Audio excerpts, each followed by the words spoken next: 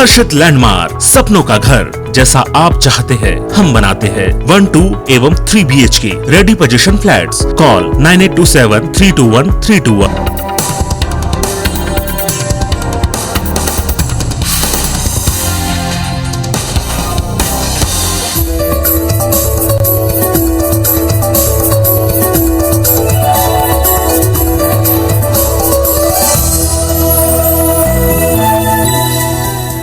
नमस्कार, मैं पीस त्रिपाठी और आप देख रहे हैं हमारा विशेष कार्यक्रम सितारे। हमारे आप सभी दर्शकों का इस कार्यक्रम में स्वागत। दोस्तों, आज बात करेंगे आज की पंचांग की, व्रत त्योहार की, साथ ही में आपको आपका राशिफल भी बताएंगे। इसके अलावा आज हम चर्चा करेंगे महामृत्युंजय मंत्र के प्रभाव की। जी, ज्योतिष में जब ग्रहों की स्थितियां आपको दैहिक कष्ट, आर्थिक कष्ट या मानसिक संताप देवे और वह मृत्यु तुल्य हो, तो ऐसी स्थिति में महामृत्युंजय का जाप करना चाहिए। तो सबसे पहले महामृत्युंजय क्या है, इसकी व्याहृतियाँ क्या हैं, कैसे ये असर करता है, इस पर विस्तार से चर्चा होगी।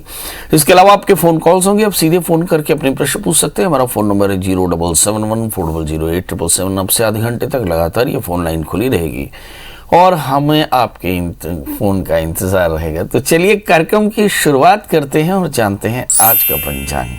आज शुभ संवत 2078 शक 1943 सूर्य दक्षिणायन का कार्तिक महीने के शुक्ल पक्ष की पंचमी तिथि और दिन मंगलवार। आज पंचमी दिन को 10:36 तक, आज पूर्वाषाढ़ा नक्षत्र शाम को 5 बजे तक। आज चंद्रमा धनु राशि में होंगे। आज का राहु काल 2:35 से 3:59 तक होगा। तो दोस्तों, ये तो था पंचांग और अब बात करते हैं महामृत्युंजय जप की। जैसे कि नाम से ही समझ में आता है कि जो मृत्यु को जीत ले उसका नाम मृत्युंजय, और जो इसमें भी श्रेष्ठ हो उसका नाम महामृत्युंजय। तो सबसे पहले जानेंगे कि महामृत्युंजय मंत्र है क्या। महामृत्युंजय मंत्र मैं आपको बताता हूँ, धीरे धीरे सुनिएगा। ओम हौम ओम जूम सह, ओम भूर्भुवः स्वः, ओम त्र्यंबकम यजामहे सुगंधिम पुष्टिवर्धनम उर्वारुकम इव बंधनान् मृत्योर्मुक्षीय मामृतात्। स्वरोम भूर्भुवः सह जूम ओम जूम होम ओम। ये मंत्र, इसमें ओम हौम ओम जूम सह सीधा लगा है, इसे व्याहृतियाँ कहते हैं।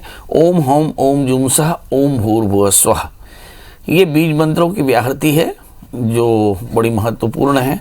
इसके नीचे धारणा लगी है त्र्यंबकम यजामहे सुगंधिम पुष्टिवर्धनम उर्वारुकम इव बंधनान् मृत्योर्मुक्षीय मामृतात्। फिर इसके नीचे उल्टी व्याहृति लगी हुई, स्वरोम भूर्भुवः सह जूम होम ओम।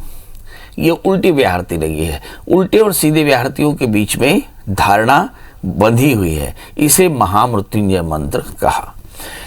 ये महामृत्युंजय मंत्र का जप और उपासना का अपना एक बड़ा महत्व है। किसी भी प्रकार के अनिष्ट की या अनिष्ट की जब आशंका होती है तो लोग फटाक से महामृत्युंजय का जप करते हैं, करना भी चाहिए।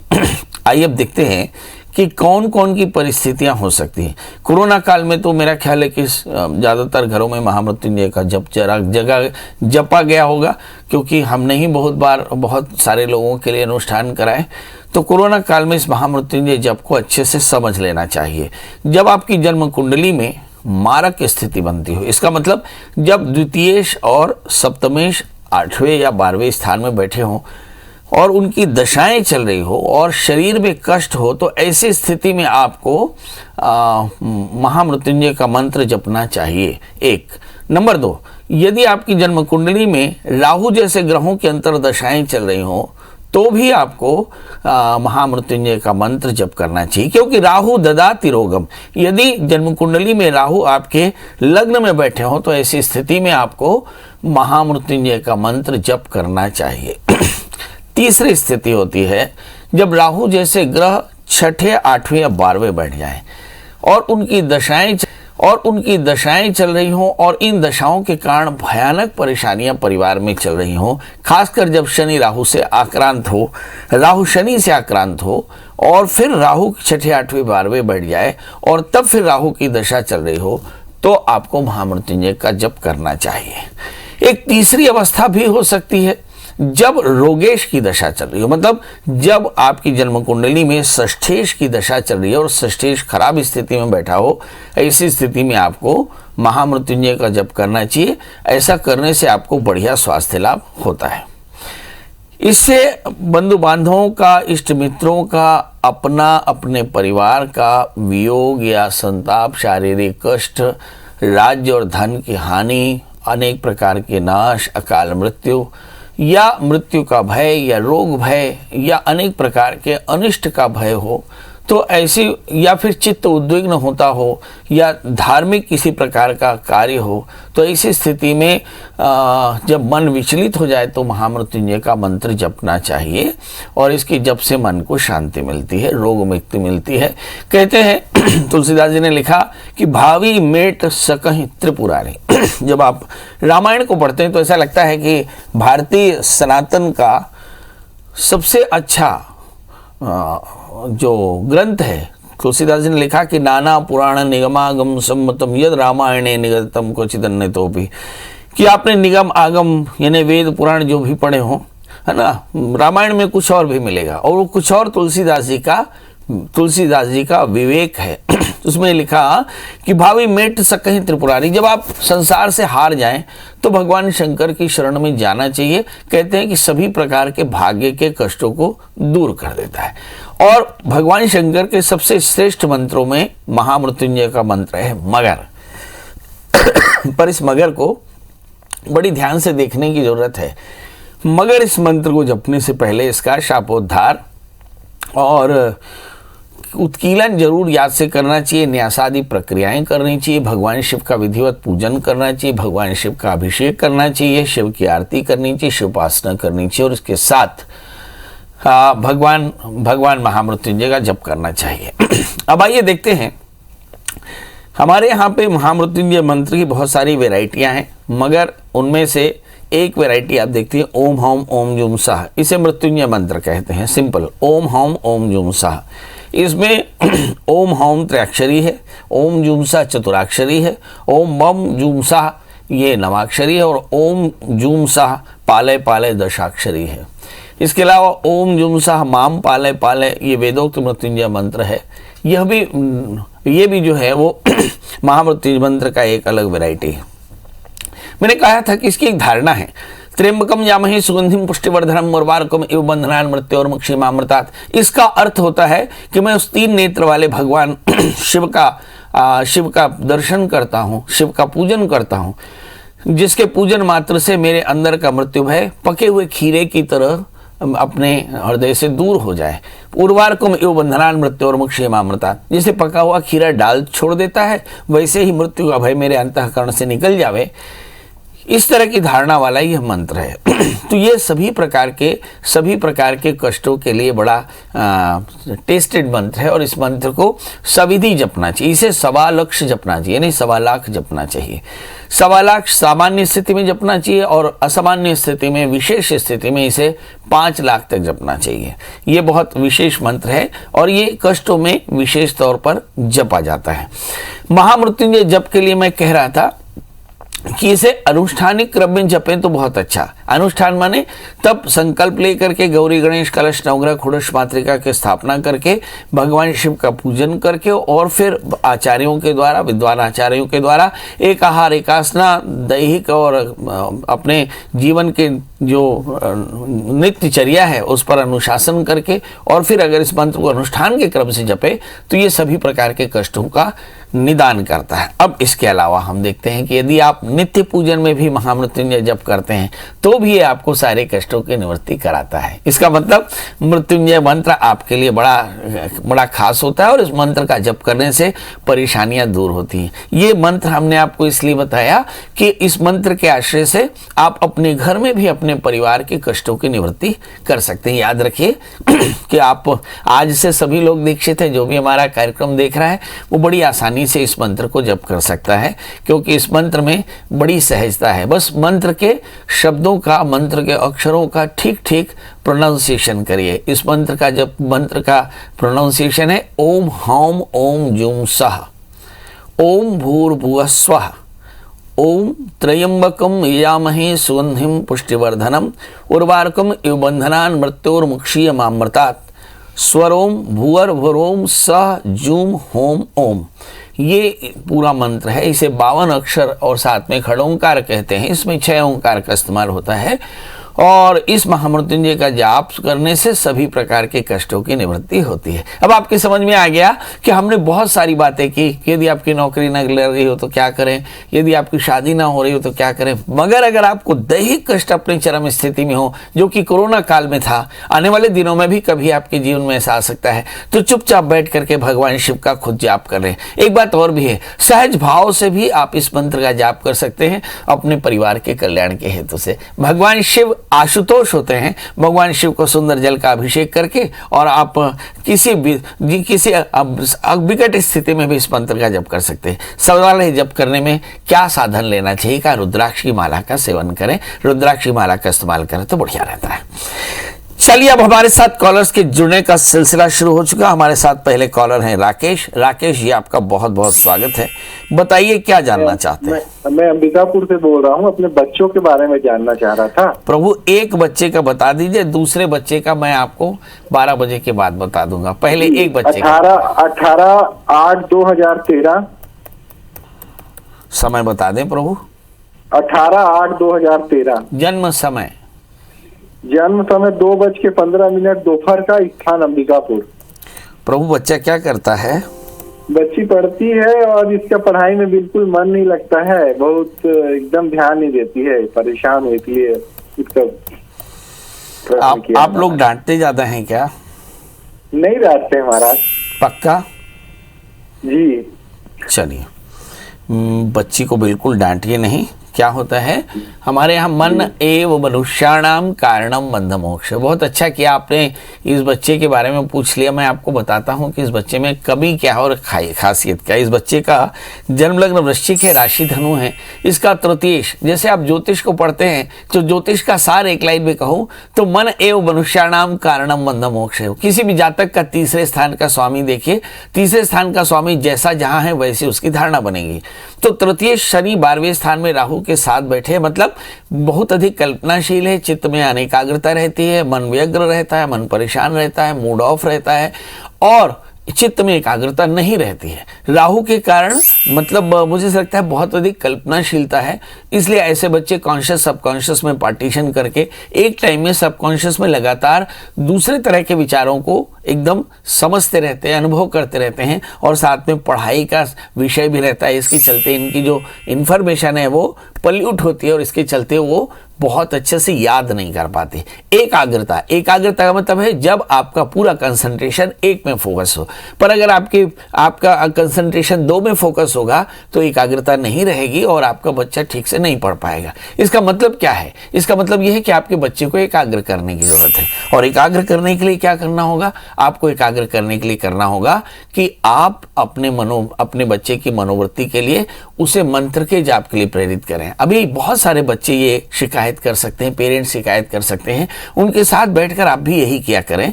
आप देखिए बहुत जल्दी आपका बच्चा एकाग्र होगा। ये 2 उंगलियां होती हैं। हमारे यहाँ 5 लोब्स होते हैं राइट ब्रेन के, 5 लोब्स होते हैं, 5 लोब्स होते हैं लेफ्ट ब्रेन के। दाहिने हाथ से लेफ्ट ब्रेन और बाएं हाथ से राइट ब्रेन समझा जाता है। तो अगर आप इन उंगलियों को लॉक कर लें, यानी तर्जनी और दोनों तर्जनी को लॉक कर लें, तो ये योग मुद्रा कहलाती है। योग मुद्रा में बैठ करके आप अपने बच्चे से कहें कि इस मंत्र का जप करें, ओम नमः ओम नमः। अपने ही मंत्र का वो ध्यान करे। आप देखेंगे कि इसे हिप्नोसिस कहते हैं। हमारे यहाँ मंत्र कहते हैं मनना तत्रयते इति मंत्र। मंत्र का जाप ओम नमः, इस मंत्र का जाप एक माला नियमित रूप से उस बच्ची को सुबेरे उठ करके कराइए। आप देखेंगे आपकी बेटी बहुत एकाग्र होगी। मगर उसके लिए बहुत जरूरी है कि आप स्वयं भी इसी तरह के नाद के साथ इस मंत्र का पाठ करें। और इसके अलावा इस बच्चे को एक 8 कैरेट का इटालियन मूंगा, 4 कैरेट का टोपाज पहना दे, डांटे नहीं। और इस बच्चे की कभी काउंसलिंग करा दें, इस बच्चे की शनि की शांति कराएं। निश्चित तौर पर बच्ची आपको बहुत अच्छे पढ़ने लगेगी और आपकी बात भी मानने लगेगी। हमारे साथ अगले कॉलर धर्मेंद्र जी हैं। धर्मेंद्र जी, आपका बहुत बहुत स्वागत। बताइए क्या जानना चाहते हैं। धर्मेंद्र जी। जी सर, मैं काफी परेशान हूँ, लगभग 2-2.5 साल से जी। काफी समस्या होती है जी। आप स्पीकर फोन पे बात कर रहे हैं क्या। थोड़ा सा रहे। नहीं। हाँ, बंद कर दिया मैंने स्पीकर फोन। हाँ, अब बताइए डेट ऑफ बर्थ। 20/11/1989। 20/11/1989। हाँ, 8-9। हाँ, और समय बता दें। समय शाम को 16 बजे 4 बजे। बहुत सुंदर, बहुत सुंदर। और जन्म स्थान? जन्म स्थान भिंड का है सर हमारा। अभी पढ़ाई क्या की है आपने? मैंने सर बीएससी और बीएड कर रखा है, और मैं वर्तमान में इंदौर में पुलिस विभाग में पदस्थ हूँ। मैं समझा नहीं, क्या बोला आपने दूसरी लाइन? मैं पुलिस विभाग में पदस्थ हूँ। पुलिस में है? कांस्टेबल के पद। जी पुलिस में है, जी जी जी। क्या जानना चाहते हैं? थोड़ा परेशानियां रहती हैं, जैसे हाँ। पैसे का इकट्ठा न होना। हाँ, ऐसी। हाँ। चलिए आइए, अभी मैंने आपको बताया, मेरे कार्यक्रम को देखने के बाद हमारे जितने भी श्रावक हैं वो सभी के सभी अच्छे से ट्रेंड हो जाते हैं। अभी आप अपनी जन्म कुंडली को खुद ही देखिएगा। आपका जन्म लग्न मेष है और आपकी राशि सिंह है। तृतीयेश तीसरे स्थान का स्वामी 8वें स्थान में है। इसे हमारे बोलते हैं मानसिक व्यग्रता। इसको साइंस की भाषा में देखें, डॉक्टर लोग कहते हैं इरिटेबल बॉवल सिंड्रोम, है ना, IBS। ये एक बीमारी है जिसमें मन व्यग्र रहता है, थोड़ा सा मूड खराब रहता है और मुझे मन असुरक्षित रहता है। यदि आपके पास बहुत पैसा भी आ जाएगा तो व्यग्रता खत्म नहीं होगी, असुरक्षा का भाव खत्म नहीं होगा, क्योंकि वृत्ति में है ये। तो सवाल यह है कि इस व्यग्रता को भी दूर करने का निदान वही है, क्या कि आप भी ओम नमः इस मंत्र का जप करें, थोड़ा सा मंत्र का जप करें। याद रखिए कि लोग पैसों के पीछे भागते हैं, मगर पैसा कभी भी आपके भागने से आपको पकड़ में आएगा नहीं। इसलिए यदि आपको अपनी छाया को पकड़ना हो तो चुपचाप बैठ जाइए, तो अपनी जगह में बैठ करके भगवान शिव का आराधन करिए। ओम नमः इस मंत्र का रुद्राक्ष की माला से सुबेरे से जाप करिए। पर याद रखिए कि ओम नमः बोल करके और चित्त को एकाग्र करने के लिए सुनिए, अपने ही नाद को सुनिए। आप देखिएगा थोड़ी देर में समाधि की अवस्था में पहुंच जाएंगे, और आप उसके बाद देखिएगा समाधि की अवस्था में पहुंचने के बाद जब चित्त एकाग्र हो जाएगा तो संसार की सारी सिद्धियां आपसे पूछेंगी कि अब आपको क्या चाहिए। याद रखिए, हमारे बोलते हैं कि स्वे स्वे कर्मान निरता संसिद्धि बलवते नरः। जब चित्त एकाग्र हो जाता है तो सिद्धियां मिलनी शुरू हो जाती है। इसलिए चित्त को एकाग्र करने की आवश्यकता है। इसे ही हमारे यहाँ मंत्र कहते हैं। तो मंत्र का जाप, ओम नमः इस मंत्र का जाप करिए। एक 8 कैरेट का इटालियन मूंगा, 4 कैरेट का टोपाज पहनिए। भाग्येश बृहस्पति है, गुड़ और चने का दान किया करिएगा। आप देखिएगा 1 वर्ष के बाद मुझे बताइए कि मन की व्यग्रता खत्म हुई कि नहीं, चित्त में शांति आई कि नहीं, और धन की बारिश हुई कि नहीं। हमारे यहाँ पे धन अदत्त दानाच भवे दरिद्री। लोग सोचते हैं कि धन पैसा कमाने से आता है, का नहीं, पैसा दान करने से आता है। अदत्त दानाच भवे दरिद्री, दरिद्र भावात करोति पापम, पाप प्रभावाति नरकम प्रयांति, पुनः दरिद्री पुनरेव पापी। मतलब यदि आप दान न करें तो दरिद्र होंगे तो पाप होगा, पाप करेंगे तो फिर से कष्ट पाएंगे। मतलब इसलिए थोड़ा सा दान करते रहिए। ददाति प्रतिगृणाति नान्यथीश प्रसीदति। लोग समृद्धि चाहते हैं पर समृद्धि देते नहीं, सब यही एक परेशानी। हमारे साथ कॉलर्स जुड़े हैं। दीपक जी, आपका बहुत बहुत स्वागत। बताइए क्या जानना चाहते हैं? नमस्ते गुरु। नमस्कार जी। नमस्ते गुरु जी। जी नमस्कार जी, मैं अपनी लड़की के बारे में पूछना चाहता था। जी बताइए, डेट ऑफ बर्थ, टाइम और प्लेस। 13/10/98। बहुत सुंदर। और जन्म समय बता दें। 10:59 रात्रि। जन्म स्थान बता दें। जबलपुर। प्रभु क्या जानना है आपको? मैं इसका करियर कैसा रहेगा? अभी करती क्या है जी? अभी करती क्या है बेटी? अभी M.Com किया उसने। बेटी है ना? जी जी। तो अभी क्या क्या जानना है आपको? है? क्या क्या जानना है? एक तो करियर हुआ, और करियर कैसा रहेगा? और शादी नहीं? नहीं, शादी भी बता दीजिए। अच्छा, शादी भी बता दीजिए, करियर पहले बताइए। चलिए आइए देखते हैं। आज हिंदुस्तान में बच्चों की सबसे बड़ी प्रायोरिटी करियर है, और मुझे ऐसा लगता है कि दिन में कम से कम 10 बच्चों को ये मुझे समझाना पड़ता है कि बेटा करियर कभी भी सेटल नहीं होता, मरते दम तक करियर सेटल नहीं होता। करियर के बीच में ही आपको सारे काम करने होते हैं। काम करते करते आपको समय पर खाना होता है, सोना होता है, हंसना होता है, रोना होता है। यहीं पर हम लोगों से दोस्ती करते हैं, यहीं पर रिश्ते निभाते हैं, यहीं पर देश प्रेम दिखाते हैं, यहीं पर सारे फॉर्मेलिटीज़ करते हैं। इसलिए ये करियर कभी सेटल नहीं होता, करियर हमेशा बना रहता है। नरेंद्र मोदी से लेकर के अमिताभ बच्चन देख लीजिए, PS त्रिपाठी से देख करके इस शहर के कलेक्टर को देख लीजिए, सबका करियर अनस्टेबल होता है। इसलिए बहुत ज़्यादा करियर कॉन्शियस रहना अच्छी बात है, मगर सिर्फ करियर के बारे में सोचना ठीक बात नहीं है। चलिए आज ये बात क्यों कहा, इसके अगले वाक्य में आपको पता चल जाएगा। इस बच्ची का जन्म लग्न मिथुन और इसकी राशि कर्क है। इसके भाग्य स्थान में गुरु केतु हैं। जब कभी भी भाग्य स्थान में गुरु केतु हैं, इसका मतलब Jupiter makes man the custodian of the others बनी। जब कभी भी बृहस्पति भाग्य स्थान या तीसरे स्थान में हो जाए, 11वें स्थान में हो जाए, लग्न में हो जाए, तो ऐसा मान लेना चाहिए ऐसा बच्चा पैसे को पढ़ना चाहता है, पैसे को ही काम करेगा। तो पैसे का काम करेगा मतलब बैंक, फाइनेंस, इंश्योरेंस में ही इसको आगे नौकरी का योग है। तो इस बच्ची से कहें कि ये बैंक पीओ के, खासकर स्टेट बैंक के पीओ के एग्जामिनेशन में अपीयर हो, निश्चित तौर पर सफल हो जाएगी। इस बच्चे के लिए लकी स्टोन है 4 कैरेट का पन्ना और 4 कैरेट का जामुनिया। अभी रुकिए, इस बच्चे के 7वें स्थान में राहु की पूर्ण दृष्टि है और सप्तमेश भी राहु से आक्रांत है। जब शादी करिएगा तो शादी से पहले कुंभ विवाह कराइएगा, ये बहुत जरूरी है। और समय पर इस बच्ची का विवाह कर दीजिए, क्योंकि शादी में थोड़ा सा व्यवधान दिखाई पड़ता है। जी केपी सिंह जी, आपका बहुत बहुत स्वागत है। सिंह साहब बताइए डेट ऑफ बर्थ, टाइम और प्लेस। 11 जनवरी 1960। 60 जी। समय बता दें। सुबह 8:45। प्रभु जन्म स्थान मुंगेली, छत्तीसगढ़। प्रभु जानना क्या है? स्वास्थ्य के बारे में जानना था। अभी करते क्या हैं आप? अभी एग्रीकल्चर फार्म हाउस है। चलिए आइए देखते हैं।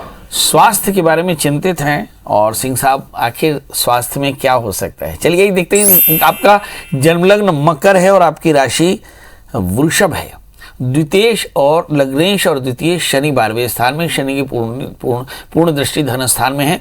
जो दूसरा स्थान होता है वो शोल्डर्स का होता है, न्यूरेटिक सिस्टम का होता है। तो आपको शोल्डर्स यानी ऑर्थोपेडिक पेन की संभावनाएं बन सकती हैं। दूसरा अष्टमेश 12वें स्थान में, थोड़े से पैरों की तकलीफ भी हो सकती है।